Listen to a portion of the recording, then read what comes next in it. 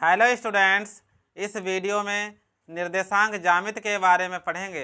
छात्रों, प्रश्नावली को शुरू करने से पहले इसके परिचय के बारे में जान लीजिए।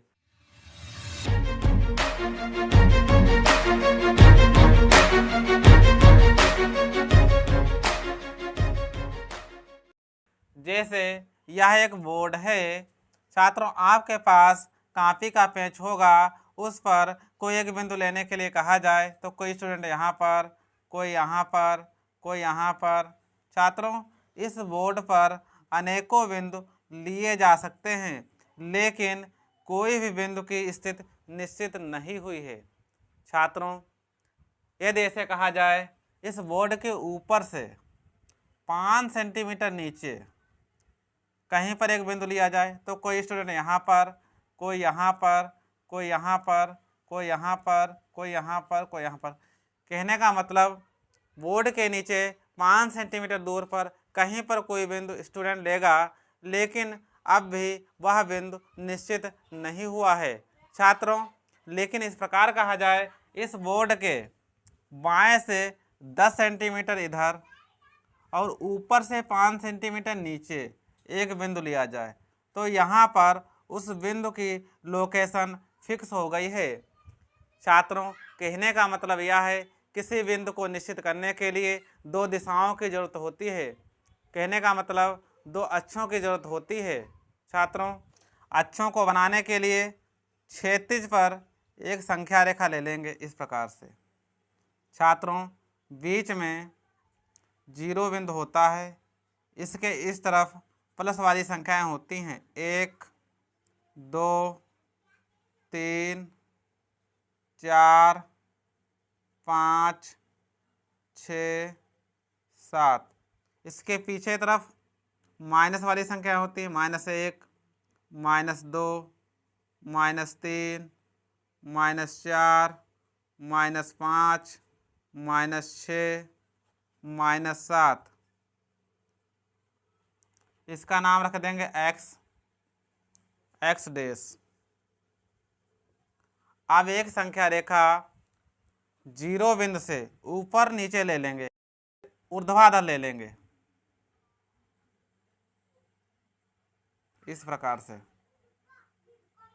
ऊपर संख्याएं प्लस वाली होती हैं 1, 2, 3, 4, 5, 6, 7। नीचे माइनस वाली संख्या होती है -1, -2, -3, -4, -5, -6। इसका नाम y डैश रख देंगे। जो क्षैतिज संख्या रेखा है, इस पूरी संख्या रेखा को x अक्ष कहते हैं। ऊपर से जो नीचे संख्या रेखा है, ऊर्ध्वाधर जो संख्या रेखा है, इस पूरी रेखा को y अक्ष कहते हैं। छात्रों, ध्यान दीजिए, x अक्ष का 0 बिंदु यहाँ पर है, y अक्ष का 0 बिंदु यहाँ पर है, तो यहाँ पर 0, 0 बिंदु हो गए। इसको मूल बिंदु कहते हैं।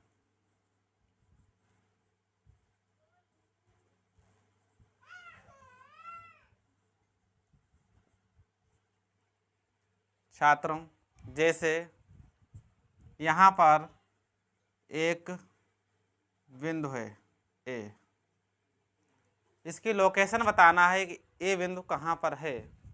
इस A बिंदु पर पहुँचने के लिए सबसे पहले क्या करेंगे, मूल बिंदु पर आ जाइए यहाँ पर और x अक्ष पर चलना शुरू करेंगे। यहाँ से देखने पर पता चला कि इस साइड में A बिंदु है, x अक्ष की ओर है, तो सबसे पहले x अक्ष पर चलेंगे। तो यहाँ से चलना शुरू किए, यहाँ पर आके देखा कि इसके बिल्कुल ऊपर A बिंदु है, तो यहाँ पर x अक्ष पर 4 कदम चल चुके हैं, तो यहाँ पर 4 लिख लेंगे। अब ऊपर जाना होगा, कहने का मतलब y अक्ष की तरफ जाना होगा, तो ऊपर चलेंगे इस प्रकार से। यहाँ पर पहुँच के देखा कि 3 कदम y अक्ष की तरफ चल चुके हैं, तो यहाँ 3 लिख लेंगे। इस प्रकार से A बिंदु की लोकेशन निश्चित हो चुकी है। ऐसे कहा जाए कि A बिंदु जो है 4 कदम x अक्ष की तरफ, 3 कदम y अक्ष की तरफ चल चुके हैं। जैसे यहाँ पर एक बिंदु लिया जाए इस प्रकार से, यहाँ पर छात्रों वे बिंदु की लोकेशन बताना है कि वे बिंदु कहाँ पर है। इसकी लोकेशन बताने के लिए सबसे पहले छात्रों मूल बिंदु पर आ जाइए। यहाँ पर आकर देखा कि इस साइड में x अक्ष की तरफ वी बिंदु है, तो x अक्ष पर सबसे पहले चलना शुरू करेंगे।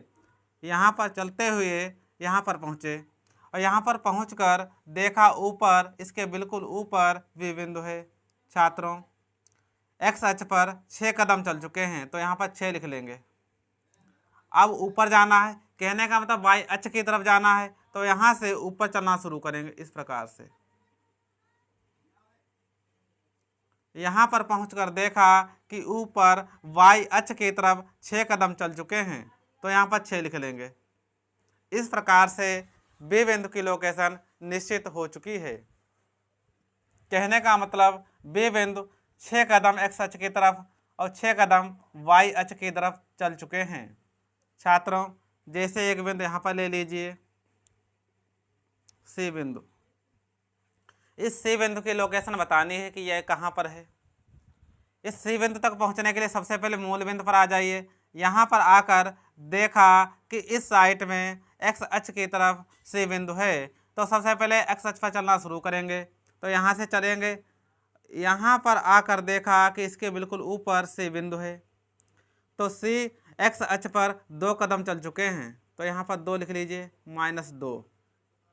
अब इसके ऊपर चलेंगे बिल्कुल इस प्रकार से, ऊपर 3 कदम चल चुके हैं y अक्ष की तरफ, तो यहाँ 3 लिख लेंगे।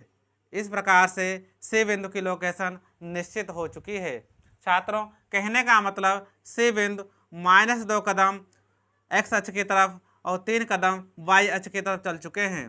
छात्रों जैसे यहाँ पर एक बिंदु लिया जाए, छात्रों इस डी बिंदु की लोकेशन बतानी है कि यह कहाँ पर है।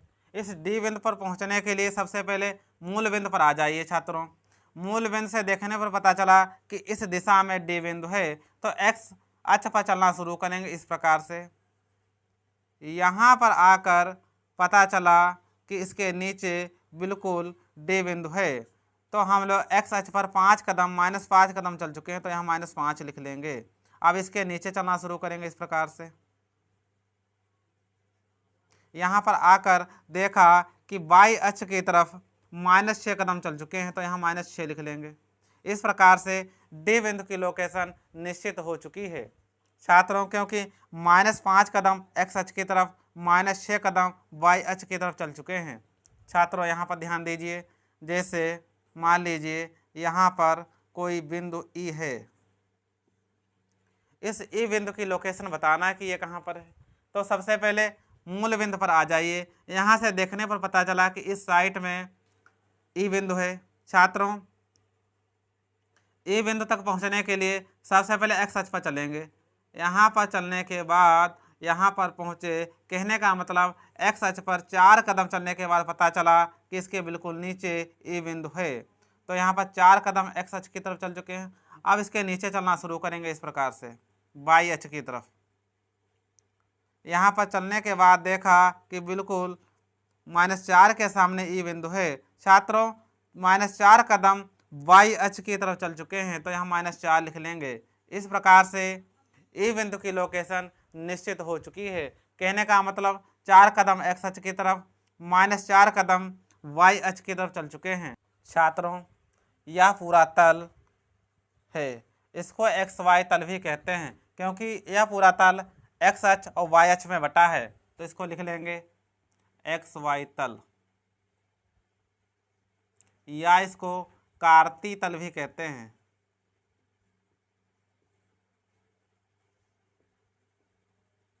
या इसको निर्देशांक तल भी कहते हैं।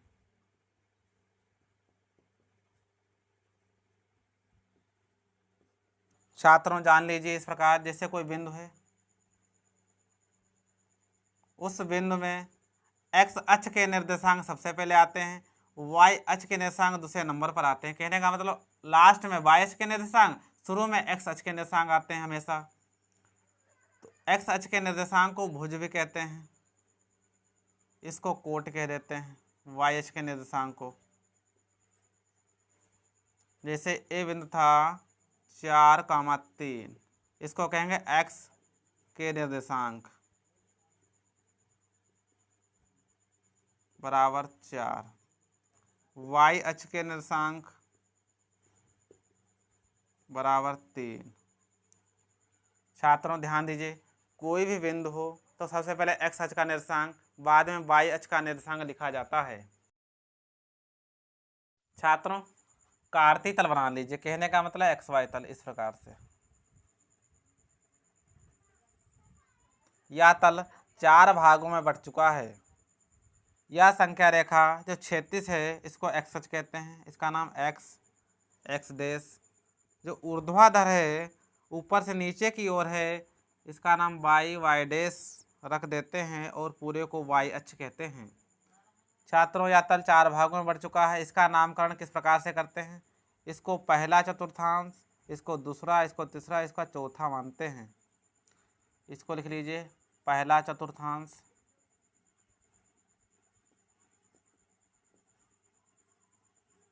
इसको कहते हैं दूसरा चतुर्थांश,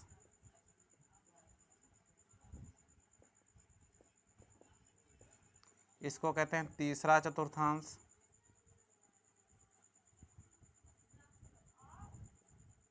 इसको कहते हैं चौथा चतुर्थांश।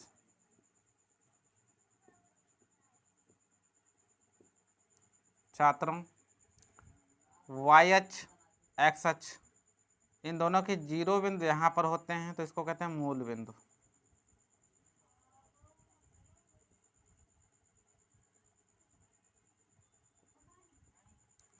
छात्रों ध्यान दीजिए, एक्स अक्ष जो होता है, एक्स अक्ष के इस साइड में प्लस वाली संख्याएं होती हैं, 1 2 3 4 5 6।